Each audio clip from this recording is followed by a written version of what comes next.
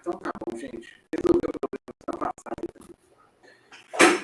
Beleza. Então tá. Então agora só vamos lembrar onde nós paramos. Eu acho que a gente parou por aqui, que a gente está falando dos quadrantes do abdômen, cada órgão tem seu quadrante. Isso. E aí a gente falou... Tá chegando. A gente falou desses quadrantes aqui, fossa ilíaca direita. Na fossa ilíaca direita eu queria ressaltar a presença aqui da válvula ileocecal, que é um local de transição então, do intestino delgado para o intestino grosso, que está em detalhe, né? E essa válvula ileocecal que está representada aqui impede o refluxo, né, das fezes aqui no seco, no intestino grosso, de forma geral, do íleo, tá? Esse que é o funcionamento dela, essa válvula ileocecal. Aqui, para a gente já ir acostumando, quando for pedir a rotina do abdômen agudo, né? Rotina do abdômen agudo, quais são as radiografias que compõem? São compostos de uma radiografia de tórax ortostático, né? Um abdômen agudo e decúbito, e um abdômen em decúbito dorsal e um abdômen ortostático, tá? Então, são essas três imagens. Então, mostra, eu preciso de um tórax, um PA de preferência. Eu tenho um abdômen deitado e um abdômen com a pessoa em pé, tá? Três imagens que compõem. Aí eu posso fazer oblíqua, eu posso fazer decúbito lateral com raios horizontais. Aí depende do caso. Por exemplo, se o paciente não pode ficar em pé, aí eu tenho que colocar ele deitado de lado e fazer a incidência de Laurel, decúbito lateral esquerdo ou direito com raios horizontais para substituir o ortostático. Tá? Então, a gente já percebe, por exemplo, que isso aqui deve ser o ortostático sem saber, né, que o paciente está... desculpa, isso aqui é o paciente deitado. A diferença do deitado para o ortostático, no ortostático eu tenho que ver os níveis hidroaéreos, né? Ó, isso aqui é nível. Então, aqui para cima tem líquido e aqui tem gás. Então, vai se formando com o paciente em pé, vão se formar esses níveis hidroaéreos, tá? E o tórax normal, o tórax ortostático é fácil de saber, ele tem a escápula fora do limite, o coração tamanho normal, a gente consegue perceber com tranquilidade. Nesse caso aqui já tem uma doença, tá? O diafragma, o diafragma está separado do fígado, né, por uma coluna de ar. Essa coluna de ar aqui é o pneu peritônio que está fazendo isso. Então, por isso que o paciente foi encaminhado, né, e tem uma perfuração numa víscera do abdômen. Esse é o pneu peritônio. Muito bem. Então, a gente vai olhar para a radiografia e tem que perceber que eu tenho que pegar um abdômen bem feito, né? Eu tenho que ver a base do pulmão, da base do pulmão até os ossos da pelve, tá? Tudo isso aqui é abdômen, tem que estar envolvido na técnica. Ou, se o paciente é muito alto, né, eu posso fazer separado, né? Então, eu pego uma parte da pelve e pego uma parte da base do pulmão, tá? Mas o ideal é que no mesmo filme eu consiga ver desde a base do pulmão até o final da pelve. Pubis, o isquio. Prof, uma dúvida boba, mas por que a gente faz tórax no abdômen agudo? Por que também faz tórax? Porque, por exemplo, não sei, às vezes era para você pegar pneumo peritônio, mas eu consigo ver também pneumo peritônio, que você falou agora, que tem que ter a base do pulmão. Então, para que tem que fazer tórax? O tórax é obrigatório na rotina do abdômen agudo, porque o pneumo peritônio vai ficar bem melhor de ver, né? E, além do mais, doenças do próprio tórax, né? Eu consigo, doença da base do pulmão, da pleura, ela pode confundir com doença do abdômen. Então, eu consigo perceber pela radiografia de tórax, tá? Okay. Se eu fizer só isso aqui, olha, é uma área muito resumida, né? Se tiver qualquer erro também nessa disposição do paciente, pode ser que nem veja, né? Tá. A base do pulmão. Entendi. Uma beiradinha, né? Uhum. Então tá bom. Obrigada. O tórax é sempre obrigatório, tá? Então, aqui o exame preferencial. Se não der, façam uma pelve, façam um pegando a base do tórax, a base dos pulmões. E a gente tem que observar que o exame é limitado, né? Vai depender muito da quantidade de gordura e a quantidade de ar que tem dentro das vísceras para a gente poder fazer um diagnóstico com mais facilidade. Por isso que o exame está sendo assim, deixado de lado, né? E sendo substituído pela tomografia. Então, faz mais tomografia do que radiografia de abdômen, pela pobreza dos detalhes, né? Da anatomia e dos diagnósticos. Então, vai aparecer onde que tem ar, algumas bordas dos órgãos vão aparecer também, as calcificações, dispositivos e esqueleto, para isso que nós vamos avaliar, vamos pensar em radiografia de abdômen, né? O que eu estou vendo aqui, por exemplo, em ar? Eu vejo a chamada distribuição dos gases no colo. Eu tenho um gás aqui, esse gás é essa imagem de hipertransparência, essa imagem escura, tá? Isso aqui é a região do estômago, tá? Então, esse gás aqui é gás no estômago. Eu tenho uma região aqui que tem um gás, e também tem essa região aqui que é mais fácil de ver gás. Isso aqui é a região do reto, tá? Normalmente eu consigo encontrar gás. Aqui e aqui essas bolinhas também que estão passando por aqui, ó, é topografia de cólon. Então, eu tenho uma distribuição de gás normal no colo. O colo vai fazer mais ou menos uma moldura, que é isso aqui, ascendente,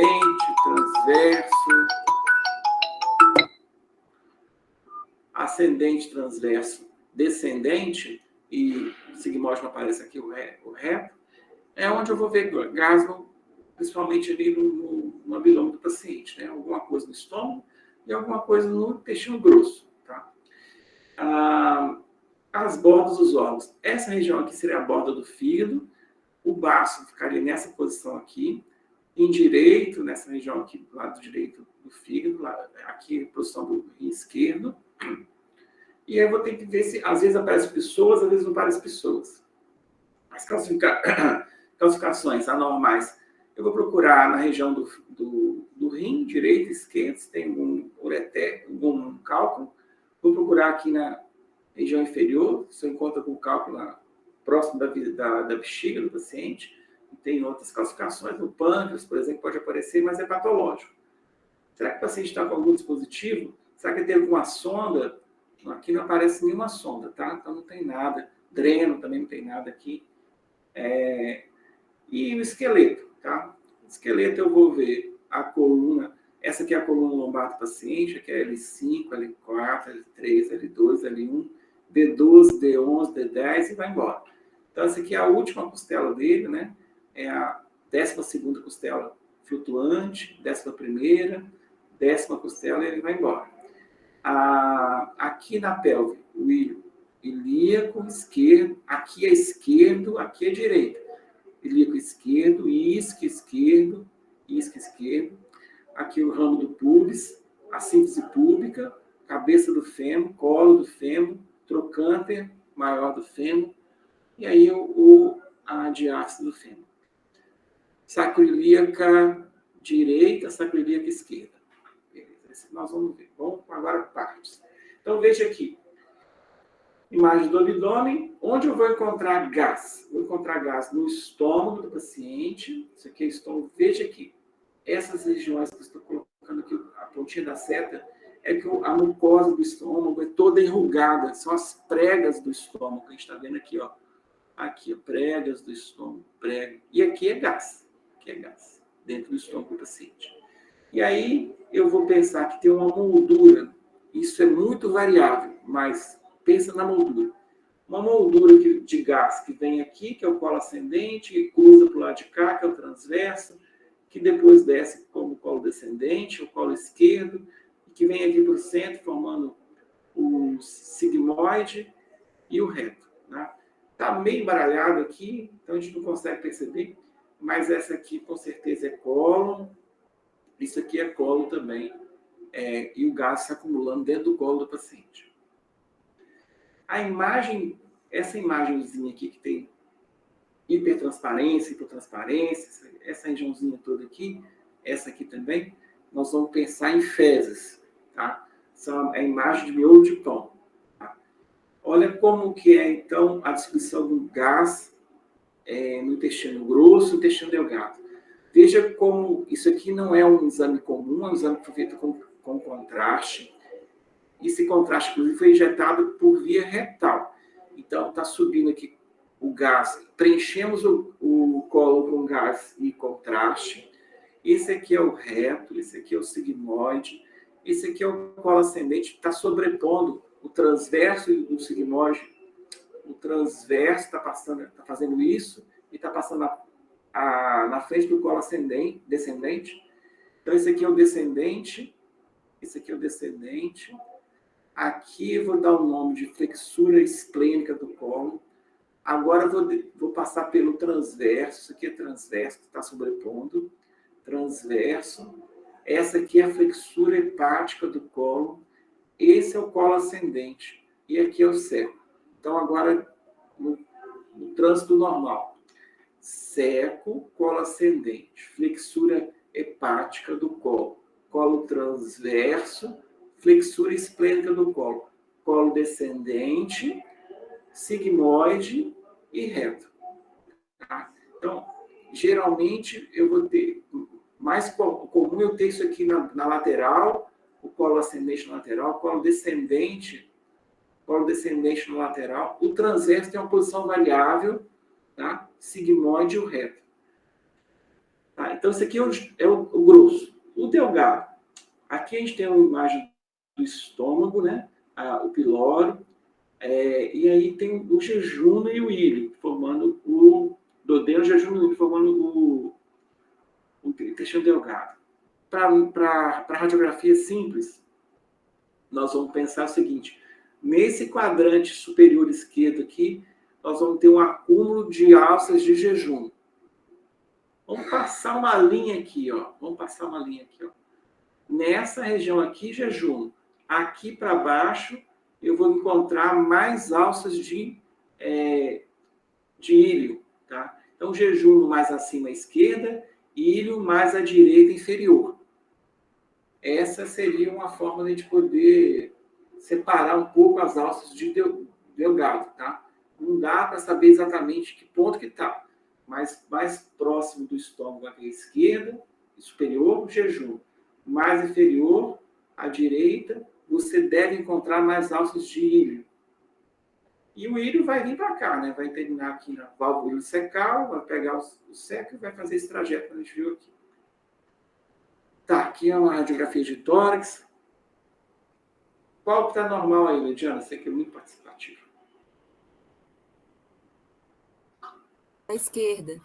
Tem um pneu peritônio ali à direita. Na radiografia da direita, à direita também. Não, na radiografia da direita à direita, certo. Isso, aqui é o pneu peritônio aqui, né? Aí é uma separação. Esse aqui é o diafragma, esse aqui é o fígado, né? E separando as duas estruturas sem ar. Veja que normalmente não tem ar, né? Não tem ar separando o diafragma do fígado, tá? E aqui a posição do paciente fazer radiografia de tórax. De preferência em pé. Se não puder em pé, sentado. Então, novamente, mostrando agora em relação às bordas, né? Então, essa imagem aqui, vocês vão lembrar que isso aqui é fezes, né? É como se fosse um sabão, uma esponja de sabão, bastante sabão. É isso aqui, essa imagem aqui, ó. Isso aqui é acúmulo de fezes. Como está do lado direito, é o colo direito, né? Aqui deve ser seco, colo ascendente, né? O transverso deve estar passando por aqui. Isso aqui é a alça de colo descendente, ó. Tem gás aqui no intestino grosso, colo descendente. E aqui tem menos gás ele passando aqui pela borda. Isso aqui deve ser reto, tá? Agora, eu queria mostrar, na verdade, a borda do fígado. Nós estamos falando de bordas, né? Então, a borda do fígado, a borda do baço, o rim esquerdo, o direito está meio perdido aqui, mas a gente consegue ver pela figura. E eu queria mostrar também que tem um psoas, né? O psoas como se fosse uma pirâmide, né? Então, ele está aqui, ó. Isso aqui é uma linha do psoas. Aqui tem uma linha do psoas também. Tem lugar que vê melhor, tem outros que vê pior, mas a posição do psoas é essa aqui, ó, uma linha quanto mais gordura tiver ao redor do músculo, melhor ele aparece. Aqui do lado direito, tá?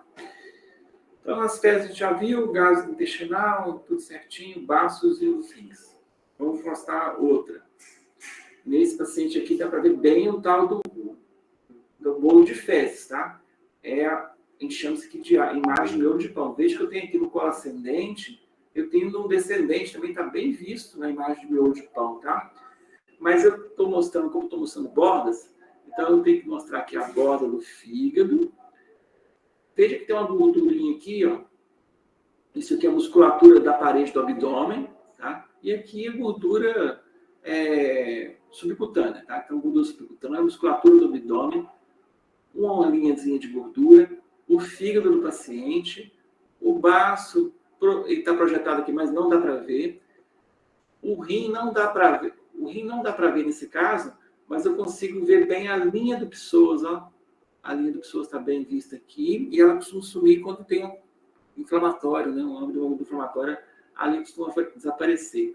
Então, essa aqui é a linha do psoas, ela é importante localizar. Eu vou procurar, por exemplo, o ureter desce por aqui, então eu vou procurar pela linha do psoas se tem alguma calcificação. Se tiver alguma calcificação nessa região, assim, eu posso pensar em urolitise. Aqui eu consigo ver bem até a bexiga, ó, a bexiga do paciente. Nesse caso, ela apareceu, tá? Então, a gente viu essas estruturas interessantes aqui, tá? A bexiga está melhor vista aqui, mas depende, tem uns que vai aparecer, outros não. Quanto mais gordura na pelve, melhor ela aparece. Se ela estiver cheia, melhor ela aparece. Então, mostrando nesse caso, que a gente tem que lembrar que o rim direito vai estar nessa posição, o rim esquerdo é um pouco superior. Aonde desce o ureter, veja que o psoas está passando por aqui, né? Então, o ureter, ele sobrepõe o psoas, né? Anteriormente.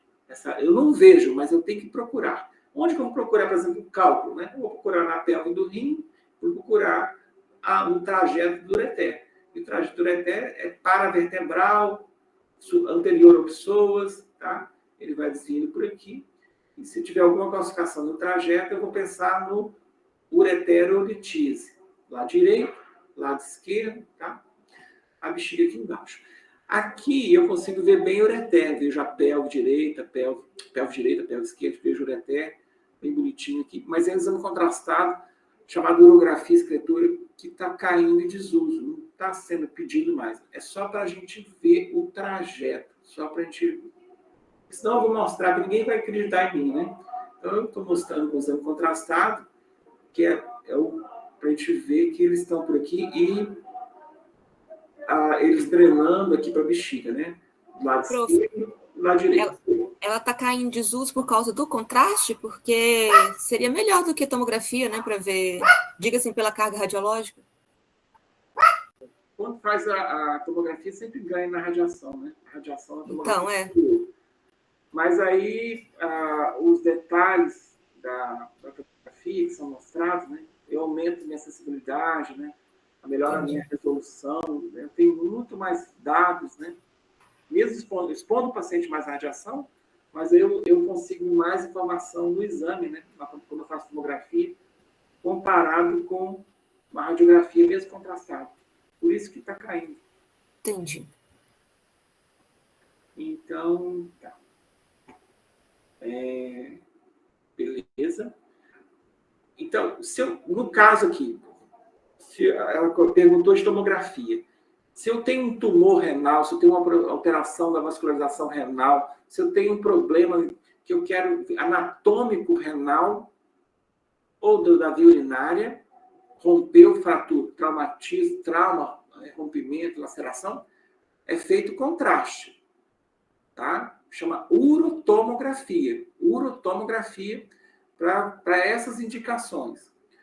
Mas, se eu estou com o paciente no pronto-socorro, estou buscando cálculo, chegou com a crise de rim, crise nefrética, aí não, sem contraste. Contraste me atrapalha, tá?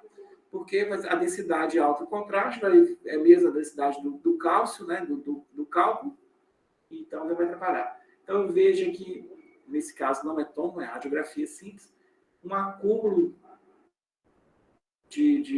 uma densidade mais alta na loja do rim direito, tá? Na região do rim direito, na pelve renal direito, formou essa hiperdensidade, uma imagem opaca, né? Com densidade de cálcio, né? Olha, está parecido com a vértebra, tá? Isso aqui é um cálculo coraliforme que se formou aqui no rim direito. Na radiografia simples. Mas já vão sabendo tudo, sabendo desde já que o melhor exame para olhar se tem nefrourolitise é a tomografia computadorizada sem contraste, é o padrão ouro. Depois você vai para o ultrassom, se você não tiver tomografia, sem contraste. Aí você vai para o ultrassom, mas o ultrassom é bom para ver cálculo lá na pelve, é bom para ver cálculo lá na bexiga, no trajeto uretério ele pode falhar. Aí você não tem ultrassom, você vai para a radiografia simples, tá? Então ela está em terceira posição. Tá? Eu faria isso aqui depois que se eu não tiver nenhum... No caso da radiografia contrastada, né, prof? Eu vou repetir, calma. Então, estou falando de cálculo renal. Isso. O paciente está lá no pronto-socorro com dor. Você vai fazer primeiro...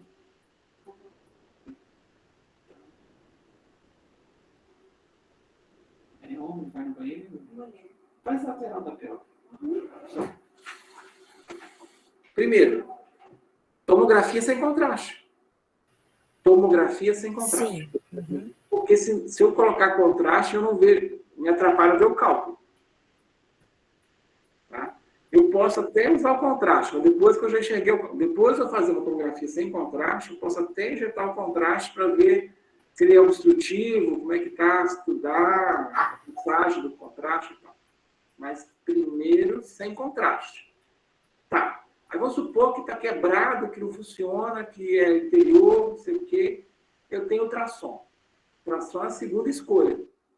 Então, mas o ultrassom falha. O ultrassom é bom para ver a pelve, é bom para ver a bexiga. O trajeto do ureter, ele perde o cálculo. Pode perder o cálculo. Então, por isso que em sensibilidade, ele perde da tomografia simples.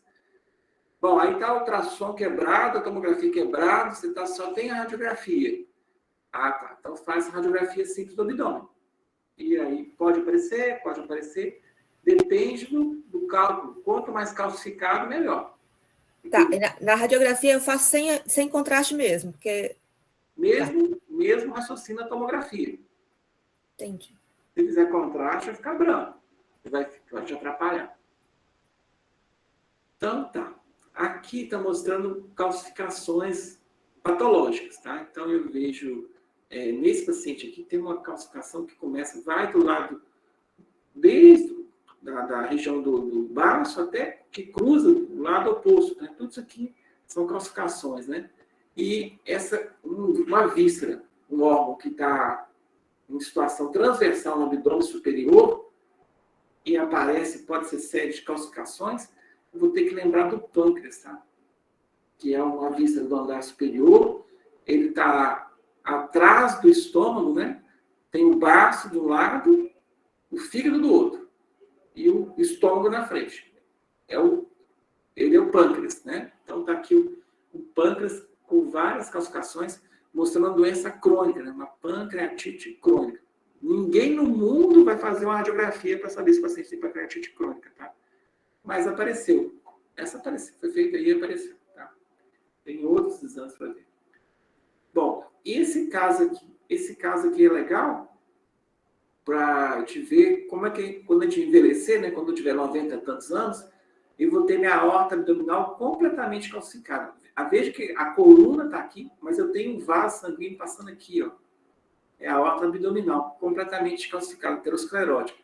Isso aqui é a ilíaca direita, ó, ela bifurcando ilíaca comum esquerda, tá? Também tudo calcificado. Você vai seguindo aqui, ó, e ela vai calcificando até nas pernas. Vai embora calcificando. Então, está mostrando uma doença aterosclerótica, né? Aqui dos vasos do abdômen. Tá? Então, são calcificações patológicas. Pancreatite, calcificação dos vasos. E aqui um resumo onde pode aparecer imagem calcificada, que vai dar na radiografia uma opacidade. Pode aparecer na loja biliar, aqui na loja da vesícula, na região da vesícula. Se aparecer umas bolinhas dessas, assim, calcificadas, hiperdensas, então, radiopax, né? Essa região, que é o hipocôndrio direito, eu vou lembrar da vesícula biliar. Aqui no centro, aqui, uma imagem calcificada nessa região superior, eu vou lembrar do pâncreas. Tá? Se aparecer aqui, que está dando como linfonodo, né? Mas é uma região comum também de cálculo ureteral. Tá? Pode aparecer essas imagens, mas são imagens metálicas. Tá? Isso aqui são clipes que são usados para poder fazer cirurgia.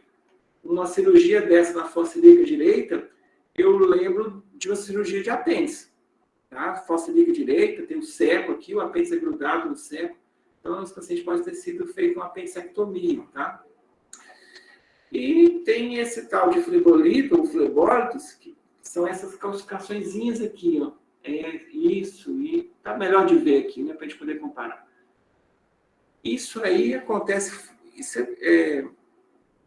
pequenos trombos calcificados na parede, aderidos à parede das veias. Tá? Se chama flebólise.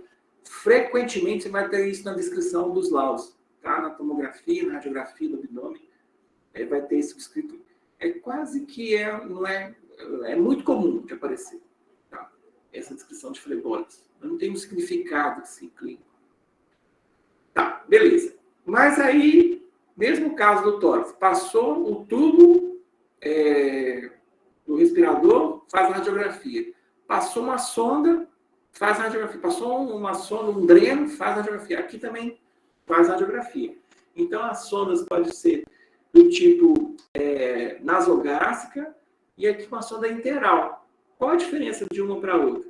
Geralmente, a interal, ela tem a pontinha dela, aqui é superior, aqui que fica lá no intestino, né? A pontinha dela é metálica, tá? Essa diferença eu consigo ver. Veja como que fica aqui a pontinha. Radiografou uma sonda nasogástrica e radiografou uma sonda nasointeral. Veja que lá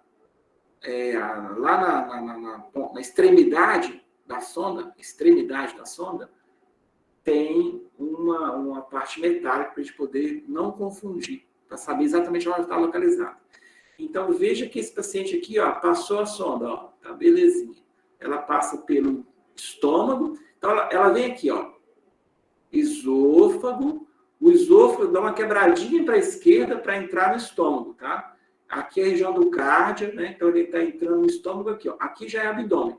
Então, já é parte, essa região aqui é o fundo gástrico, né? Cardia, fundo gástrico, ela passou por aqui, aí ela vai sair do estômago agora, saiu do estômago, aqui já é duodeno, então ela cruza a linha média, vai lá para o outro lado, depois ela vem descendo pelo duodeno, tá? E ela aqui está localizada assim, na terceira porção do duodeno, mais ou menos. Então, passou, beleza, tá ótimo.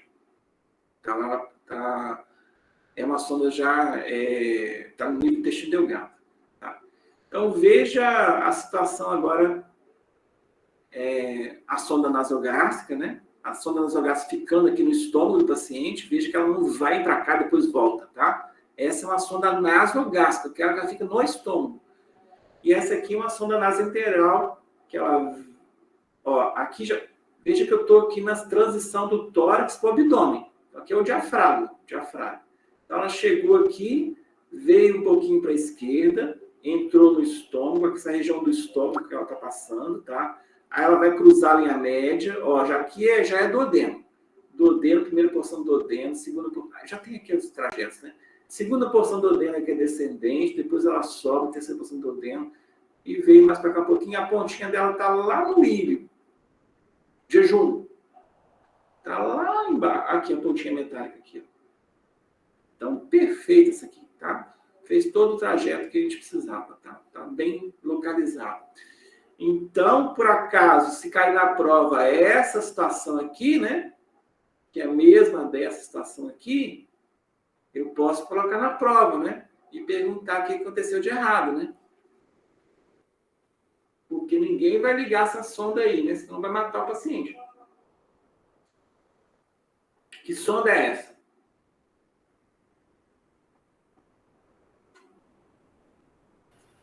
Nasa lateral por conta da parte metálica e está direcionado ali no brônquio direito, né, professor? Ai, ai. Da imagem da esquerda que eu estou falando. Ah, tá bom. Então tá no bronco principal esquerdo, ó. Tá no bronco esquerdo também, né? E isso aqui, quem fornecer, por exemplo, alimentação e medicamento nessa sonda aqui, vai cair lá no pulmão do paciente. Vai ser uma tragédia, né? Vai ser uma aspiração causada pelo CRM positivo. Tá? Então, cuidado com isso, que aqui passou a sonda nasointeral na traqueia. Essa sonda aqui é um duplo J. Um duplo J. O urologista passa isso aqui depois que ele faz a cirurgia que manipula o ureter, que manipula a via urinária, e ela fica muito sensível, ela pode ter espasmos, né? Então, depois da cirurgia, para garantir que a urina ela drene do rim para a bexiga, então aqui projeção do rim, aqui é a região da bexiga. Eu tenho uma extremidade proximal do rim, a outra na bexiga, e ela está dentro do ureter. Então ela vem drenando a bexiga, drenando a urina até chegar na bexiga, e eu tenho que saber se a posição dela está batendo, né? A região proximal aqui na pelve e a distal na bexiga. Então o catéter chama catéter duplo J. Esse aqui está ok. E existe uma outra coisinha também que coloca no paciente, que chama filtro de veia cava. Então, o paciente que tem uma doença neoplásmica, está fazendo muita embolia pulmonar, que é comum, que fica trombosa muito o paciente com oncológico, e você não quer, você tem dificuldade para dar muita anticoagulante para ele está com algum problema, pode tomar remédio para reduzir a trombogênese. Então, você vai chamar um angiologista e falar assim, ô angiologista, coloca um filtro de veia cava no paciente. Tá aqui o filtro de veia cava. O que é isso aqui? É um guarda-chuva. Parece um guarda-chuva, é o jeitão dele, ó. Um guarda-chuva, um polvo. Então, o trombo vem subindo por aqui, ó, pelas veias, né? E ele chega aqui, esse dispositivo segura.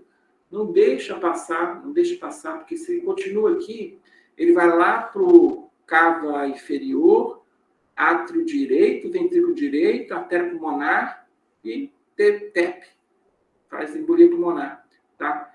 Então, é uma possibilidade de você colocar esse filtro para evitar trombolismo pulmonar de repetição no paciente, geralmente oncológico. Como é que faz para não ter a obstrução nessa região aí do filtro, caso tenha muito trombo subindo? Ah, minha filha. Mas ué. Um paciente oncológico vai ter muito trombo, muito êmbolo. Sim, né? Vai ser pequeno, não vai ser fechar. A cava é desse tamanho também. Não vai passar. O sangue mesmo vai passar. Não vai deixar. Os trombos vão ficar. O mecanismo exatamente, eu não sei como é que ele... O tamanho que fica ali, né? Se passa pequenininho, qual trombo ela retém? Se deixa passar alguma coisa ou não. O grande vai ficar. Então, esse aqui, o que pode ter acontecido? Porque isso aí é uma indicação da radiografia simples, né? A detecção de corpos estranhos, né? Então, o que o cara... Pode ser por acidente, pode ser criança, né? O que o colega fez aqui? É criança mesmo. Por que é criança? Porque eu olho aqui para o fêmur direito e vejo que o osso não está fundindo, né? Aqui também não está fundido. Não houve a fusão. Então, é um osso em formação. Então, vamos pensar que isso aqui é um pré-escolar. Eu estou chutando aqui uns 4, 5 anos de idade, que é a hora que a gente fazer muita arte. Inclusive, colocar um parafuso na boca. Então, ele engoliu isso aqui, né? É uma criança que engoliu o parafuso. Então, está localizado aqui pela radiografia. Se isso aqui tiver estômago ainda, dá para tentar fazer por endoscopia digestiva, né? Agora, se passou, meus amigos, tem que fazer laparotomia. Porque uma coisa pontuda dessa a chance de perfurar é alta, né? Eu preciso remover esse corpo estranho aqui. Tá? Agora, das velhas aulas, né, de introdução, né, da radiologia, introdução aqui é perigoso falar, do início da radiologia, né? Aqueles casos, né, que o paciente, né, tá andando pela cozinha, escorrega, e aí um vidro de ketchup passa pelo reto sem querer, né? Aqui em AP e aqui em perfil, tá? Vai para a laparotomia também. Não tem como retirar isso aqui com segurança sem perfurar, né? Sem perceber se perfurou. E aqui, quem sabe que... o jeito de perguntar é muito complicado. Vocês imaginam o que pode ser isso aqui? Que está perdido no reto? Não identifiquei, professor. Tem motor, tem baterias e vibra. Não estou pensando uma coisa, mas vou falar. Pois é isso mesmo. Então, é esse tipo de dispositivo aí. Tá? Ele está perdido, penetrou demais aqui. Então, é o mesmo esquema desse. Vai ter que sair para a laparotomia, tá? Então, bora. Aqui o esqueleto, só para a gente ver o ílico direito, o isquio, a cabeça do fêmur direito, aqui o acetábulo, aqui a síntese pública, o ramo superior do pubis direito, né? Sacroiliaca direita, né? Sacroiliaca direita, L5, L4, L5 é isso aqui, L4 é que está aqui em cima, os ossos sacro. Veja como é tudo articulado, né? Tem aqui a dica aqui, para a gente não esquecer dos ossos aqui, o cóccix, na pontinha da seta, o cóccix. Aqui, o cóccix. E o que aconteceu aqui?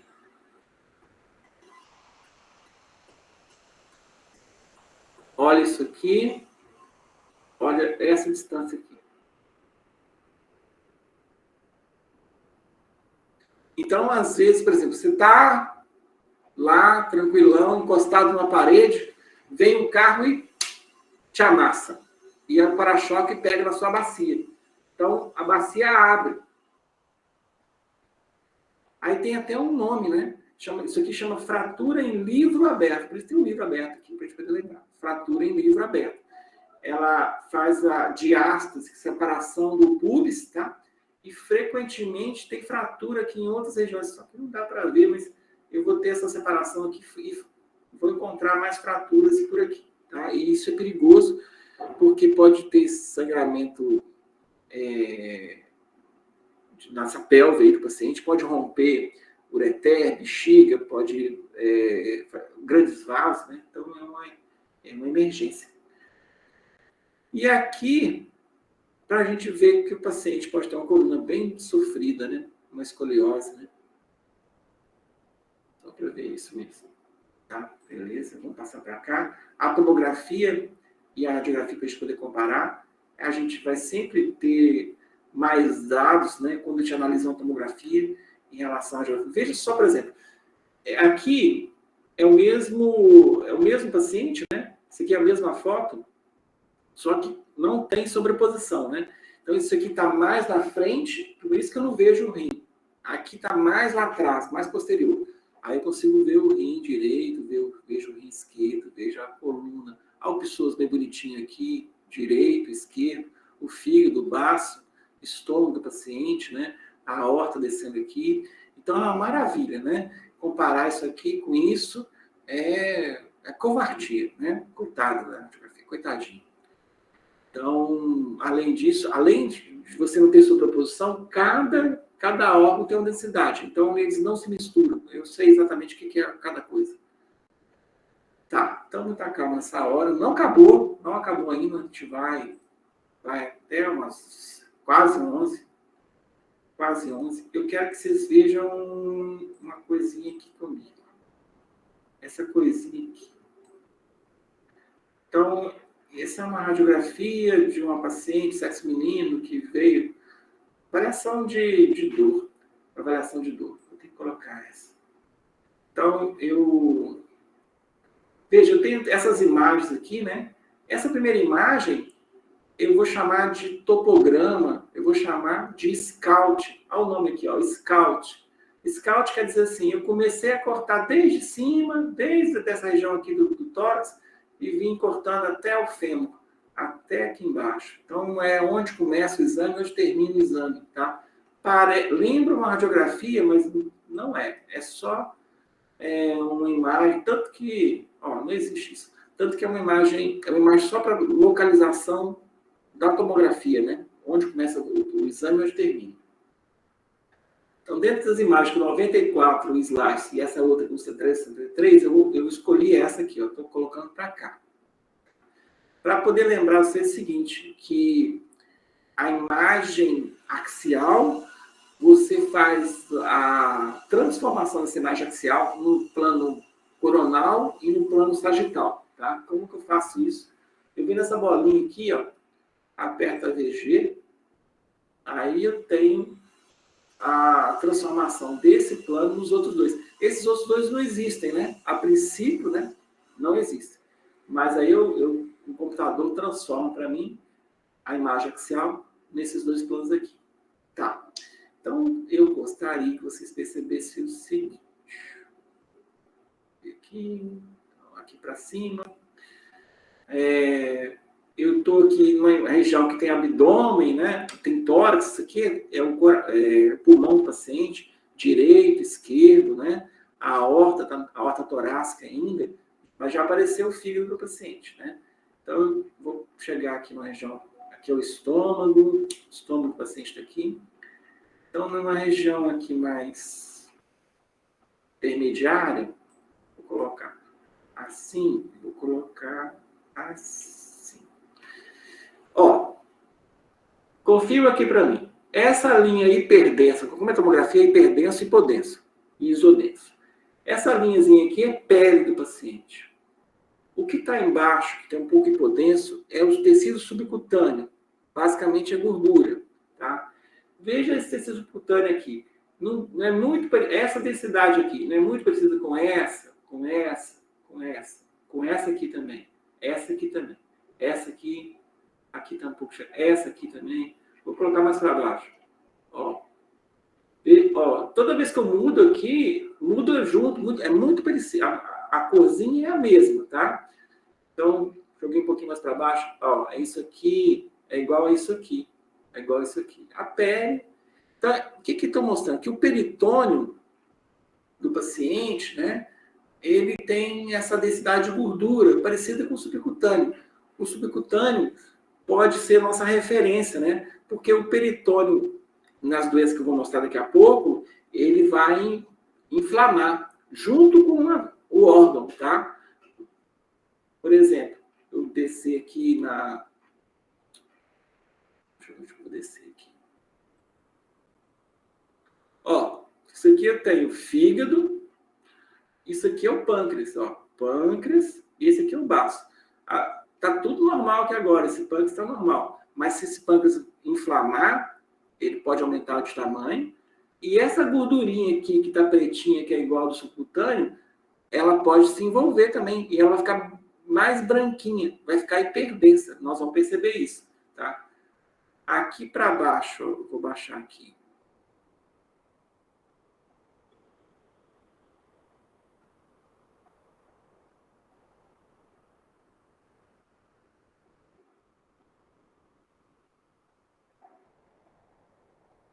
Tá. Aqui é o seco do paciente, né? Vamos ver se eu consigo achar uma... Bom, o apêndice do paciente vai estar saindo por aqui. Tá? O apêndice do paciente vai ser uma coisinha dessa saindo do seco do paciente. Saindo por aqui. Você não está difícil de ver. Vamos supor que isso aqui, ó, o apêndice, isso aqui. Se isso aqui inflama, a gordura vai inflamar também e vai ficar mais branquinha, tá? Então, vai sempre comparar, por exemplo, com o subcutâneo. Tá, então, bora. Prof, esteatose hepática, eu veria no fígado ali mais hiperdenso? Mais escuro, hipodenso? Mas não vai no banheiro, não? Não sei, vou perguntar. É assim, a esteatose, ela é infiltração de gordura. Então, quanto mais esteatótico, mais escuro fica. Tá. Então, cadê? Aqui, ó. O fígado ficaria mais escurinho. Eu compararia, uma comparação que existe é com o baço do paciente. Parece aí baço. Como aqui o fígado está muito... Esse aqui é o baço. Tá. O baço, parece aí.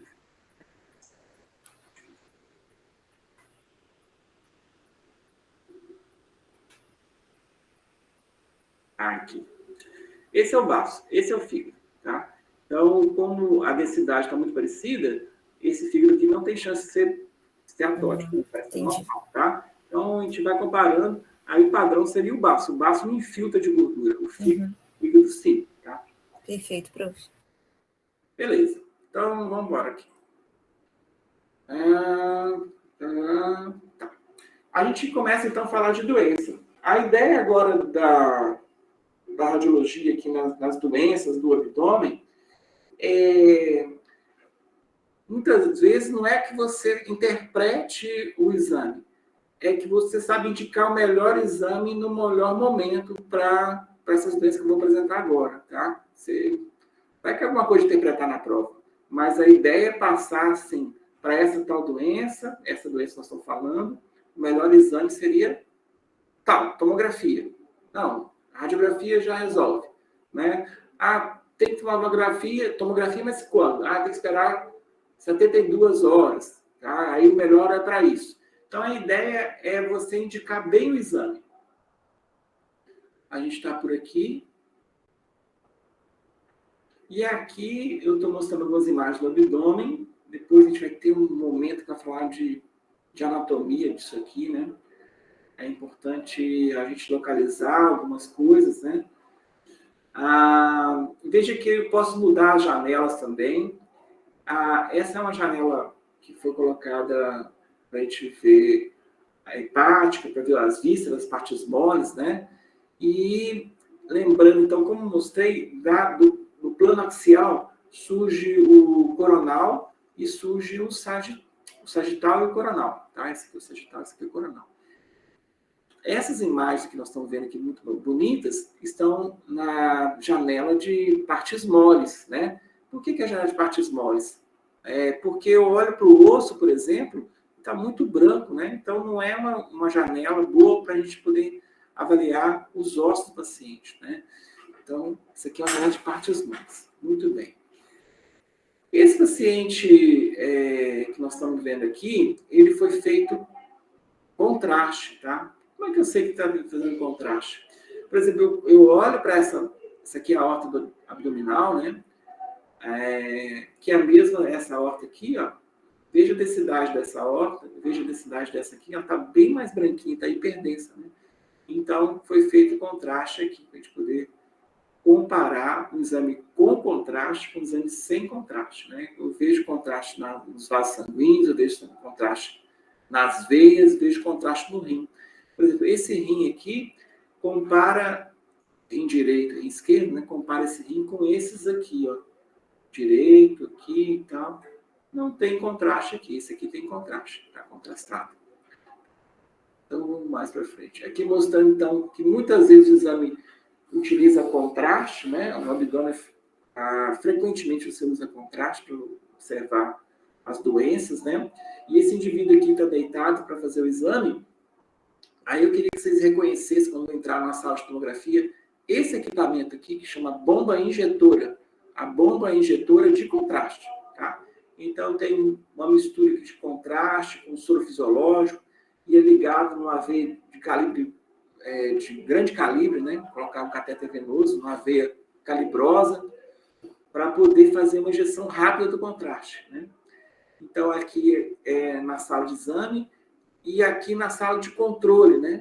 Tem a tomografia aqui, tem a janela onde é feito a avaliação visual do paciente, né? E eu tenho 2 monitores e esse computadorzinho aqui tem essa telinha aqui, ó, onde o técnico que está comandando a imagem, né, que dá start no equipamento, começa, para o equipamento, tal, decide o protocolo, ele também decide o momento exato de infundir o contraste. Então, ele controla isso aqui, um touchscreen, né? Ele vai peso, altura, coloca, aí vai dar volume de contraste ser injetado, e ele vai disparar o contraste conforme o exame a ser realizado, tá? Então, isso aqui é um controle do contraste, aqui é o controle da imagem, tá? Na sala de controle do tomógrafo. E lá dentro, aqui não aparece a bomba injetora, não, mas a bomba injetora está aqui. Muito bem. Então, está localizado tudo isso aqui. Então, mais alguns exames sem contraste, tá? O exame de tomografia do abdômen pode ser sem com contraste. Quando a gente faz exame com contraste no abdômen, ele vai percorrer alguns territórios, de acordo com o tempo. Então, no início, você vai ver ele nos vasos arteriais, depois ele vai alcançar o sistema venoso, que chama de parte venosa, parte portal, né? Que é portal ou venoso, tem essa etapa de equilíbrio e tem a fase de escritura, tá? O contraste pode ser com água ou sem água, o contraste com água é o contraste negativo, e o contraste pode ser por via retal também, por bário. Então, veja aqui vários exames, paciente, esses exames do mesmo paciente nas diversas fases, tá? Então, no início de tudo, a gente observa um exame sem contraste. Eu não vou tentar não perguntar isso não, senão vai complicar muito. Com contraste, sem contraste. E com contraste, qual fase do contraste é uma coisa muito de radiologista. Então, essa etapa aqui não tem contraste. Eu olho para a aorta, não vejo contraste. Eu olho para a porta, não tem contraste. Eu olho para o rim, não tem contraste. Eles estão tudo apagadinhos, né? Hipodensos, né? Então, comparando com o osso aqui, né? É um exame sem contraste. Agora, vamos para esse momento aqui. Nesse momento aqui, veja a aorta como que está, mais tão densa quanto o osso. Então, nesse momento, eu tenho a aorta contrastada, eu tenho a artéria esplênica contrastada, eu tenho isso aqui, a artéria mesentérica superior, a artéria renal direita, né? Eu vejo grande quantidade de contraste nos vasos arteriais. Então, seria uma fase arterial, tá, do contraste. Mas, assim, então, o paciente passa uma vez sem contraste. Passa outra vez para fazer o arterial. Aí ele passa de novo, porque agora, veja que, compara essa aorta aqui com essa aorta de cá, ela já não está tão brilhante. Mas também não é isso aqui. Tá? Ela tem contraste, mas não tem tanto. Porque o contraste agora está nas veias. Ó. Olha a porta como que está mais branquinha aqui, ó, hiperdensa, né? Então, aqui o rim, que era a cortical estava tão densa, agora eu tenho na cortical e tenho comparei com o ponto todo, né? Todo ficou hiperdenso. Então, agora eu já tenho maior quantidade de contraste circulando nas veias, né? Já estou aqui na fase portal, né? No decorrer do tempo, então o paciente passou uma vez, passou outra vez, passou na máquina, passou uma, passou na arterial, passou na sem contraste, passou na arterial, passou aqui no portal, agora vai passar no equilíbrio ou na fase excretora. Então, aqui, veja que está mais denso, né? A aorta para a aorta, isso aqui está mais branquinha, e o contraste sendo liberado lá na pelve renal.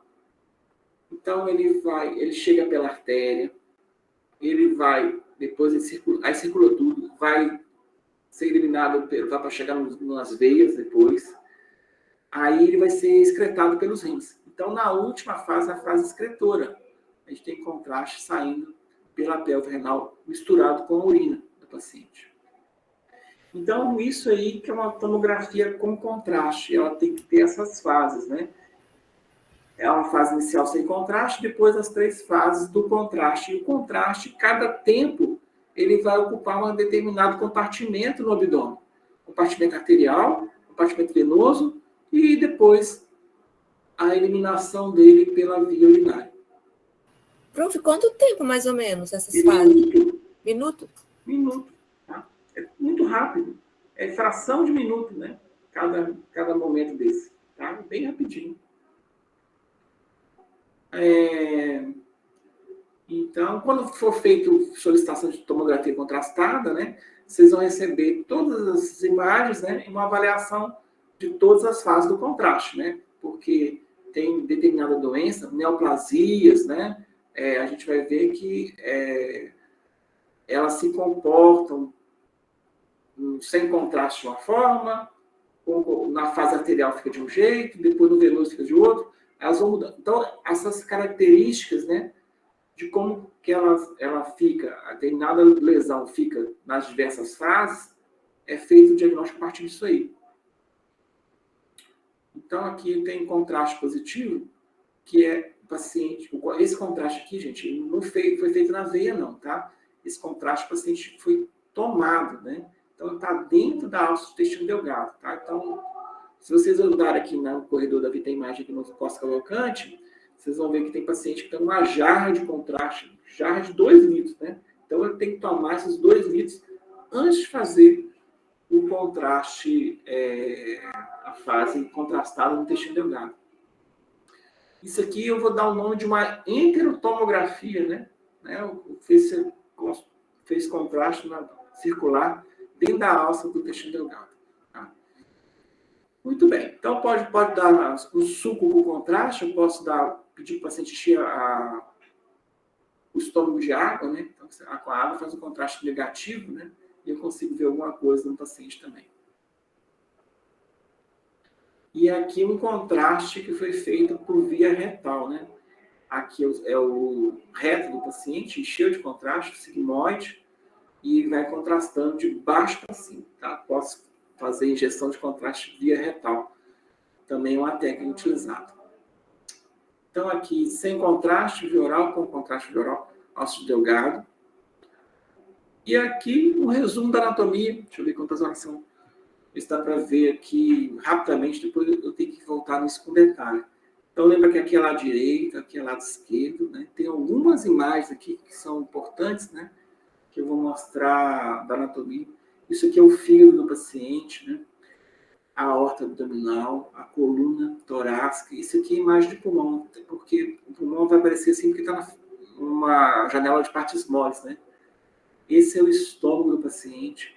E aqui é aquela parte que a gente falou do peritônio, já que tem a mesma densidade que o subcutâneo. Tá? Então, eu desci mais um pouquinho. Aí eu vejo aqui o fígado, lobo direito, lobo esquerdo, a veia porta do paciente, né? Aqui já tem uma imagem do pâncreas, né? Então, como eu falei, o pâncreas fica assim, ó, do lado direito, o fígado. Do lado esquerdo, o baço, tá? O pâncreas fica atrás do estômago, ó. O estômago, o pâncreas vindo aqui. Vai ter mais imagens para a gente poder ver. Então, aqui está parte do pâncreas do paciente, né? Aqui a aorta, ela está no tórax ainda. A aorta agora já está no abdômen. E ó, esse bico aqui, ó, está querendo dar um tronco celíaco. Aqui é o rim esquerdo do paciente. Então, vou passar mais uma imagem. E o baço já falando. Agora, um pouquinho mais para baixo, eu tenho o fígado do paciente. Eu tenho... Isso aqui tudo é estômago do paciente, né? Passando aqui. Aqui já é duodeno. Veja que maravilha aqui o pâncreas, a cabeça do pâncreas e a cauda do pâncreas. O pâncreas tem uma relação com o baço que está aqui, né? Aqui é o rim direito, aqui é o rim esquerdo, aqui é a aorta abdominal. Esse rim esquerdo tem um cisto aqui. Essa imagem de potência arredondada é um cisto, tá? Aqui estamos já falando. Desci mais um pouquinho, a gente vê é uma fase arterial. Aí isso aqui é uma artéria esplênica direita, artéria renal esquerda, artéria renal direita. Aqui tem um pouco de pâncreas, ainda que é o estômago. Aqui é o fígado com a vesícula. E aqui, ó, interessante que é uma parte do colo. essa imagenzinha aqui tem que lembrar de novo, né? A imagem do miolo de pão novamente. Nós vamos encontrar isso em alços de colo.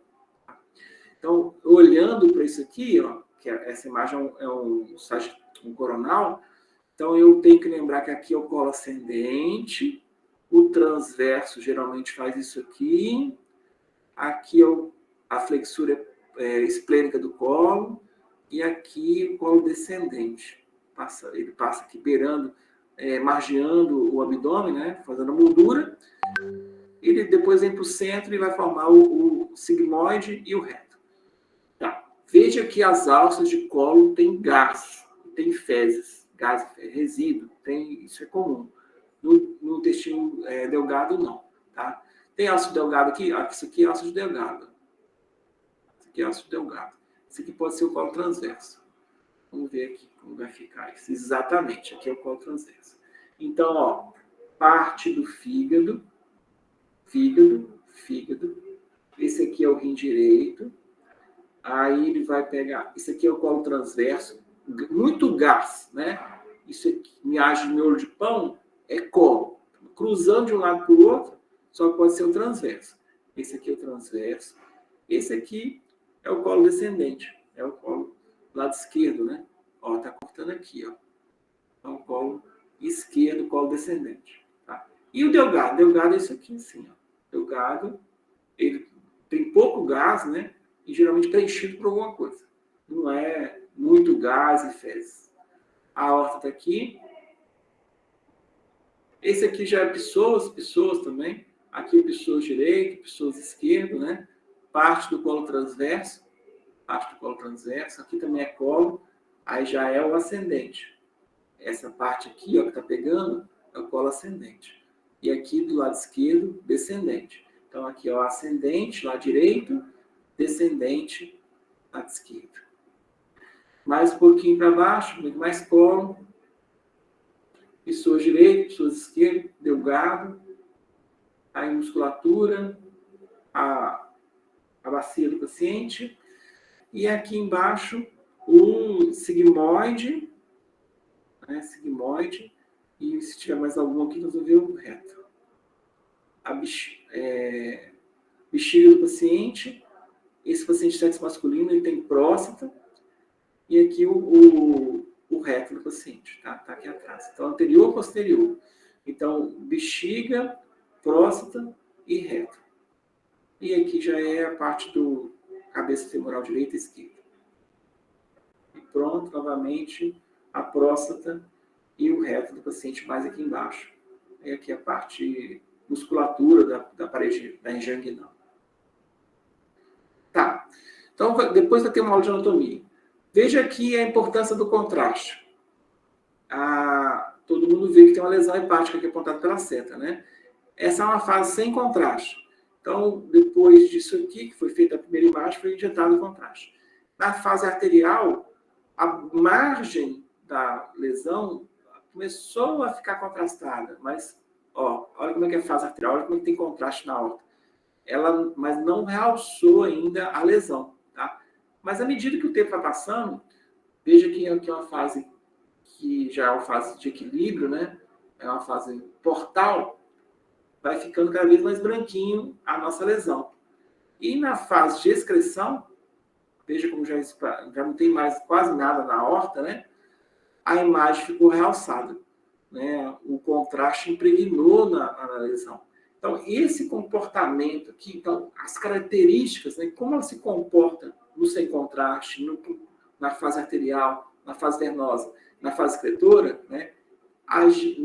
Esse padrão de comportamento, nós classificamos essa doença como hemangioma hepático. Porque o hemangioma hepático, ele fica hipodenso no sem contraste e no decorrer do exame, ele vai aumentando o contraste, ele vai gradualmente impregnando de contraste, né? Esse é o comportamento do hemangioma hepático. Então, a neoplasia hepática é diferente. Ela já aumenta o contraste de cara, né? Então, cada lesão vai ter um padrão de contrastação diferente. Por isso que faz os diagnósticos diferenciais. Muito bem. Então, vamos lá. Vamos chegar... nós vamos falar hoje de apendicite, nós vamos falar de colicistite. E depois, na aula que vem, nós vamos dar o restante da matéria para a gente poder fazer a prova, né, que já está chegando. Nós estamos conversando, então, de abdômen agudo, né? Agora nós estamos aqui na parte de abdômen. E o que dá para fazer é falar de abdômen agudo, que não temos mais aulas, né? Quando a gente voltar a se ver, nós vamos estar em pediatria. E aí é outros conceitos, outros temas. Então, o abdômen agudo que nós vamos dar aqui é um abdômen agudo que não tem história de trauma. É um paciente que foi procurar uma unidade de atendimento médico com a dor abdominal intensa, né? E ela começou espontaneamente, pode ter começado há alguns dias, pode ter começado agora, aí vai depender do tipo de abdômen agudo, né? Mas de forma que, se não for tratado, esse paciente vai agravar e corre o risco de morrer. Tá? Então, a gente não tem... o tempo não é determinado, o tempo de instalação da dor ele é variável, né? Mas o paciente procura uma unidade de tratamento, procura atendimento médico, isso é o mais importante. E o tratamento pode ser tanto clínico quanto pode ser cirúrgico, sem a história de trauma, porque quando fala de trauma é outro capítulo.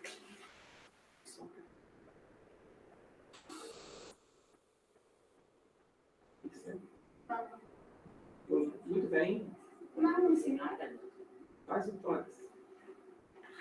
Tá, então não tem história de trauma, porque quando tem trauma, aí é o trauma do abdômen, é outro capítulo do livro. Não estamos tratando disso, estamos tratando de abdômen agudo sem trauma.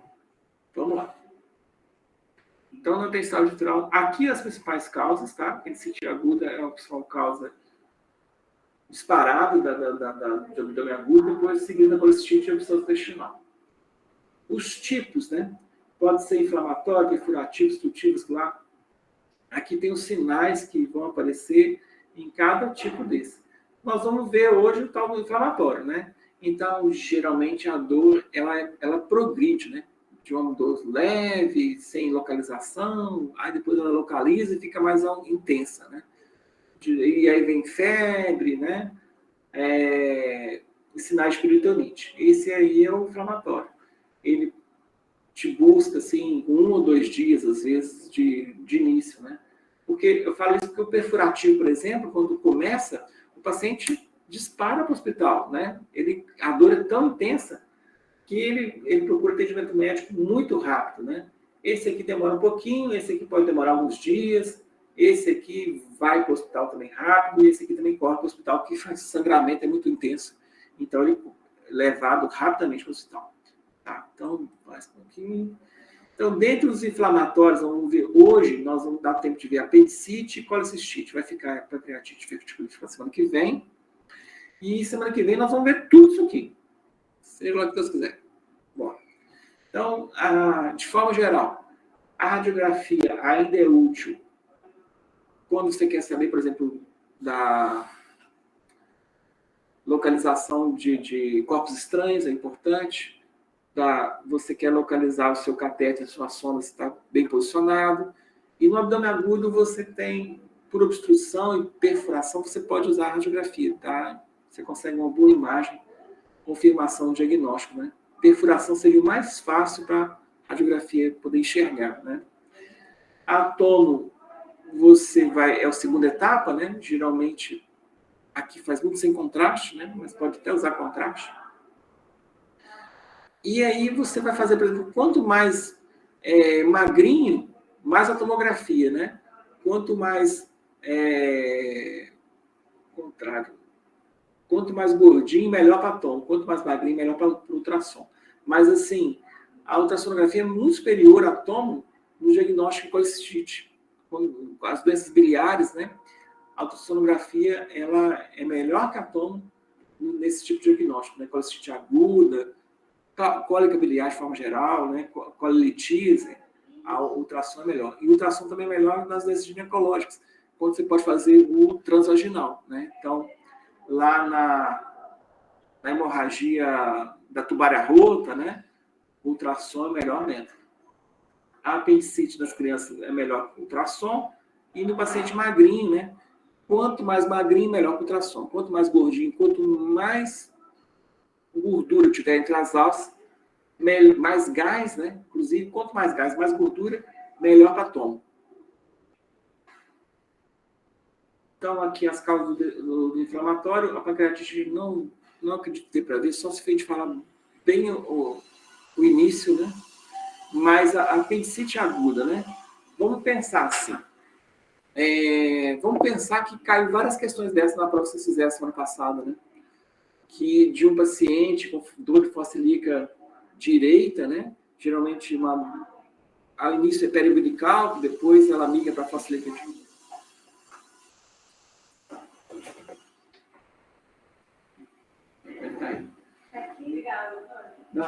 Que é periumbilical, depois vai para a fossa ilíaca direita, o paciente para de comer, altera o intestino, ele geralmente pode ser constipação, a febre vem de início tardio, né? Geralmente não é febre alta, febre baixa, náusea e vômito pode acompanhar, e aí no exame físico, se der tudo certo, você vai ter uma dor com descompressão brusca dolorosa, né? Do ponto... Ai, meu Deus. Sinal de... Ponto de McBurney. Ponto de McBurney, exatamente. Sinal de Brugger positivo, exatamente. Isso. Então, está aqui a localizações possíveis do apêndice. Geralmente pode estar mais... reto-secal, principal localização. Então, eu vou lembrar da apendicite, desse tipo de dor, né? Que nós acabamos de escrever. E vou fazer o atendimento do paciente, né? Pedir exame de laboratório, avaliar se tem alteração do leucograma, PCR, vou fazer um exame físico no paciente, história também, né? E vai ter essa descompressão dolorosa para poder a gente ficar mais seguro do diagnóstico. Bom, se você tem laboratório, um exame clínico positivo, tem gente... Bom, no livro fala que não precisa nem fazer exame de imagem, né? Mas eu acho muito difícil abrir o paciente sem exame de imagem. Muito difícil a pessoa ter essa segurança, tá? E aí você vai pensar em 2 exames. Você vai poder escolher tomografia ou ultrassonografia. A tomografia, ela tem se destacado. Seria o exame de escolha, né? Para apendicite aguda. Mas tem um momento que o exame de ultrassom é importante. Por exemplo, vamos supor que você está diante de uma criança, né? Você não quer irradiar demais a criança. Você tem uma apendicite na paciente grávida, né? Então, aí você vai tentar fazer ultrassom. Se fizer o diagnóstico, ótimo. Se não, você passa para a tomografia e confirma, tá? Então, o padrão ouro é a tomografia computadorizada. Geralmente é feito sem contraste, só quando tem dúvida que é feito com contraste. Tá? E aí faz a localização da doença e o paciente é operado, que é o tratamento que existe para apendicite aguda, é a apendicectomia.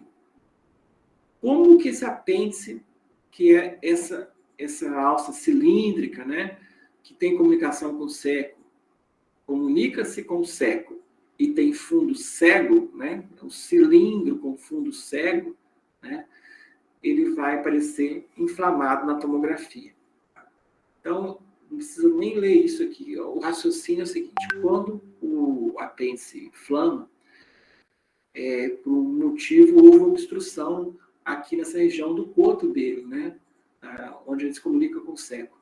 Alguma obstrução aconteceu e as glândulas vão ser impedidas de drenar, né? Então, esse órgão vai aumentar de volume, tá? Vai acontecer, então, um aumento do volume do órgão. A parede do órgão vai ficar espessada. Tá vendo a parede dele na pontinha da seta? Esses milímetrozinhos aqui, esse branquinho aqui, ela vai ficar espessada. O órgão vai ficar aumentado de volume, né? Nós vamos perceber isso. E vai alterar a densidade da gordura. Agora vamos ver a densidade da gordura. Aí, ó. Veja a densidade da gordura aqui. Veja que é a mesma aqui. Veja que é a mesma aqui. Veja como está branquinho aqui, próximo do apêndice. Tá? Veja a densidade dessa gordura. Aqui, ó, aqui é pele, aqui é subcutâneo. Aqui está dentro do abdômen. Aqui é o peritônio.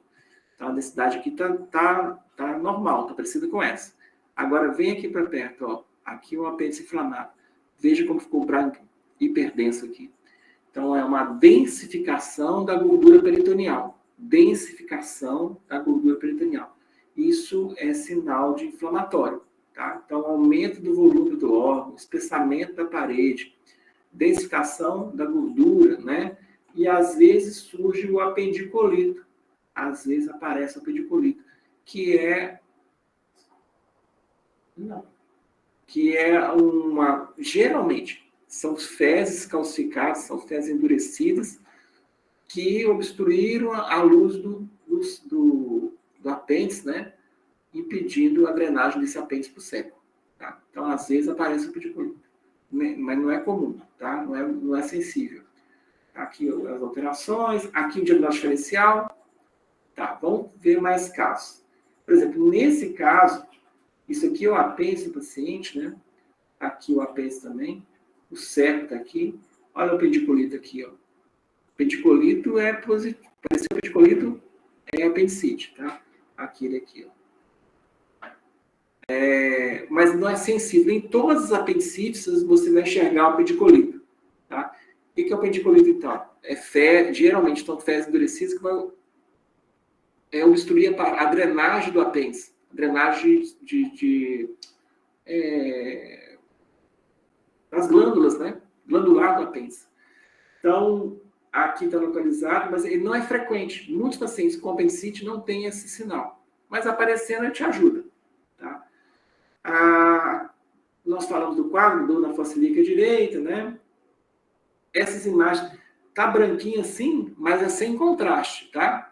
Não tem contraste. É o mesmo raciocínio da calcificação da nefrolitise, mesmo raciocínio das calcificações, né? Você vai fazer o primeiro exame sem contraste. O contraste já atrapalharia ver esse apendicólito. O apêndice aqui atrás, o seco, né? E aqui a gente está mostrando outros apêndices, né? Então, aqui, lembra que aqui é direito, né?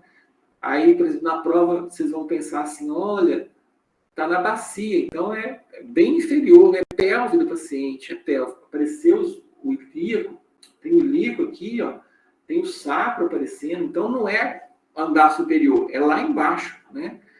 E é do lado direito. Vai ter algum quadro clínico mostrando que eu estou querendo saber da apendicite, né?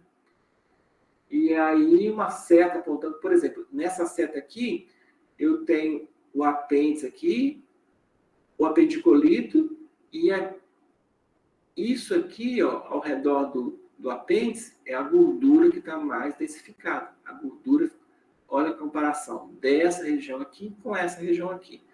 Dessa região aqui com essa região aqui. Então, a densificação da gordura periapendicular. Né? Ou densificação da gordura, que no caso é circunjacente, ao redor da víscera inflamada.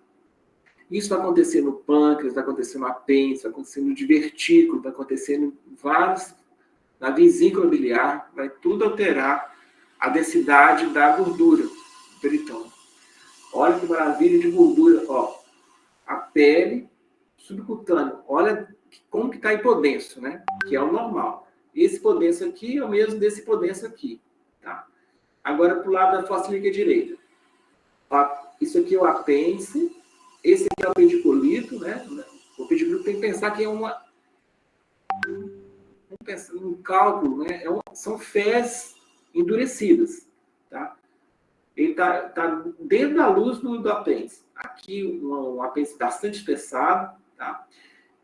Olha a gordura como que está aqui ao redor desse apêndice. Olha a diferença.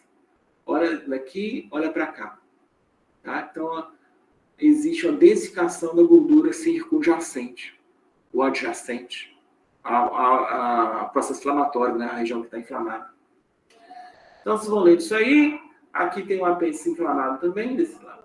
Aqui ele pegou bem esse esquema de um cilindro, né, com o fundo cego, né, que a anatomia do apêndice seria essa, e ele espessado também, com a densificação da gordura ao seu redor. Aí tem mais imagens aqui, mais imagens maravilhosas, mostrando, ó, aqui também bonito, o ascendente, seco, aqui o apêndice, ó. É como se fosse uma minhoquinha, né? Uma minhoquinha saindo do seco, aqui o fundo dele, né? Então aqui é a região do poto, é onde ele drena para o seco, né? A sua secreção. Veja como se vê gás.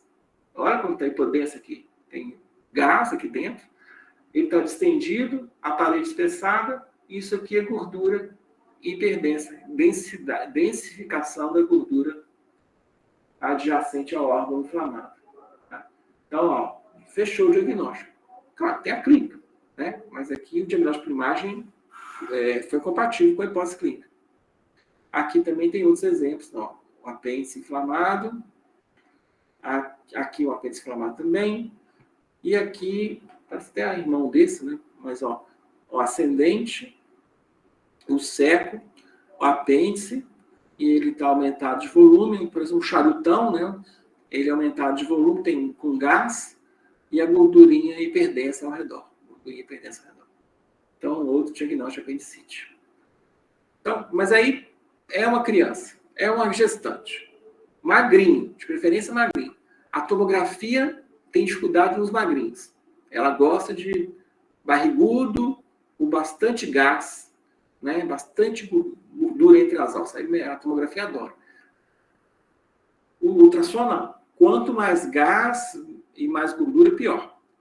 Então, nesse caso aqui, foi uma criança que deu para fazer por ultrassom, né? Então, ele tem essa imagem cilíndrica, né? Cilíndrica, e a parede ficou espessada, não ficou tão bom. Mas as características são as mesmas. No laudo do ultrassom, vai ser descrito assim, ó, que o apêndice tem uma parede de tantos milímetros, né, espessada, ele tem, ou não tem apedicolito, e tem densificação da gordura também ao redor do órgão. Todo isso é descrito. Inclusive, quem opera o ultrassom, ele pode pegar o transdutor, aqui no transdutor. Ele pode pegar o transdutor e lá no ponto lá do McBurney, né? Apertar o ponto de McBurney do paciente com o transdutor e fazer uma descompressão brusca dolorosa. É o sinal de Bloomberg ultrassonográfico, né? Ele faz a compressão do ponto lá e vai ter um sinal positivo, a dor do paciente. Aqui é o pendiculino dentro do apêndice. E esse apêndice aqui, hein?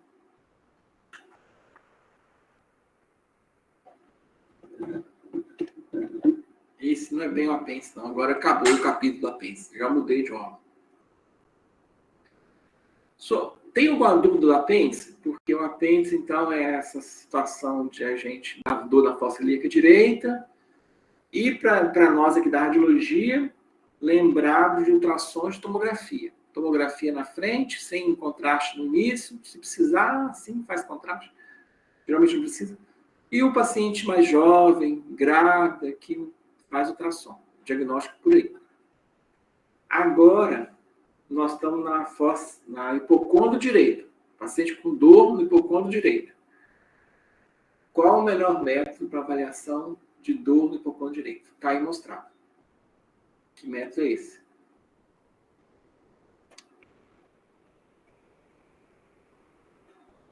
Então, esse método aí... Outra imagem, prof? Tem outras imagens? O que você quer saber? Isso é vesícula. Não, é assim, isso aqui é ultrassom. Isso é ultrassom e tal. Pergunta. Isso aqui é o É fio. vesícula. Aqui é a vesícula biliar.